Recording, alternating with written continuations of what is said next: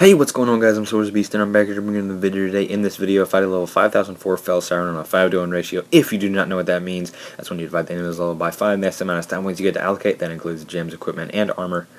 And I like that fast talking. I have mastered the art of speed talking, the beginning of 5-to-1s. My little intro for 5-to-1s. But yeah, so I mean, if you want to show that you've mastered an enemy, you do a 5-to-1. So that's what I've been doing. A lot of enemies lately. This is like my 16th 5-to-1, I think, something like that. My 4th staff enemy, I have done Sadie, the MX Enforcer, who's the other one? MX Enforcer, Sadie, and Horned Stalker. I did him yesterday, or I fought him yesterday, and so yeah, people said the Fell Siren was pretty tough, and I was like, eh, we'll see. And only took me like 2 tries, I think it was, and the first try was not even, just complete BS. But so yeah, pretty easy fight. There weren't that many like tough things about it.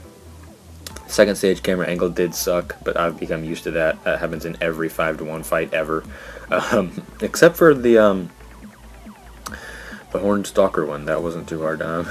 But the Horned Stalker is an easy enemy anyway, so it wasn't too bad. And so this enemy, pretty simple as well. I'm trying to do all the staff enemies. I said I was doing a bunch of staff enemies. Like I said, this is my 4th one. I think I'm going to do the eyeless knock next, maybe the petrified knock. I don't know. We'll see. I got to figure out the formula for finding out the level of a petrified knock. See, here's that step back that everybody says that is hard of hers.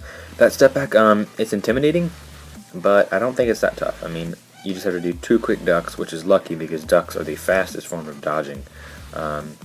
She is a lot like Sadie in the idea that you have to dodge a lot, but that's okay for me because I dodge a lot anyway. And if I do get dodge adjusted too much, I do have a healing ring. I do not equip attack rings in 5-to-1s, well, in these 5-to-1s, because some enemies they're vulnerable to some sorts of attack, and that means I get an unfair advantage. A very small unfair advantage, but still an unfair advantage. So I go with healing rings, just to make sure it's totally fair. And her level was 5004, and I divide that by 5. That comes out to about 1001. If you round it up, it's 1001, but I decided not to round it at all. I just went with 1000. That's the amount of stat points allocated. 986 in attack, 3 in health. That's just from the default health point, and the Thark armor. I don't actually allocate any to health. The shield points, default ones as yet, and then the magic, just 1 point. So yeah, those are the stat points I used. I always go all attack in 5-to-1s. You can go health, but I mean, I don't know, it's just boring. I mean, because if you want to go all health and would survive 1 hit, it makes the fight really, really long, and I just can't stand it, so I don't know. But yeah, overall, pretty simple fight. We got this stone demon, I don't know what to call him. I don't remember his name. I know he's an actual titan in the castle, but I don't remember his name. We got the stone demon squish toy sitting up there staring at us, and he can't keep his eyes off the Fell Siren. So he gets mad at us once we kill him and jumps down to destroy us, because we desecrated his sacred Fell Siren. So yeah, like I said, eyeless knock, petrified knock, we'll see. Dark Fiend is another one up for grabs. Well, not up for grabs, but one that I want to do. Dark Fiend, pretty simple. Some people say he's hard. I think he's pretty simple. I think all staff enemies are relatively simple. Everyone says the staff enemies are the hardest ones. I personally think dual enemies are the hardest ones. That's just me, though. I mean, everyone has their different fighting style, and everyone fights different enemies harder than some. So that's what I liked about Infinity Blade 1, because since everybody has their own fighting style, the multiplayer makes every fight a little bit different. I mean, they're all relatively the same, but they all have that little flair. I mean, everybody is just a little bit different. Here she does that step back again, and in this horrible camera angle, I couldn't stand it. But so yeah, I'm using my typical 5-to-1 gear: the Trahan, the Evit, the Thark armor, the Ring of Man, and the Maximus. But yeah, so like I was saying, Infinity Blade 1, I really like the multiplayer because every fight's a little different.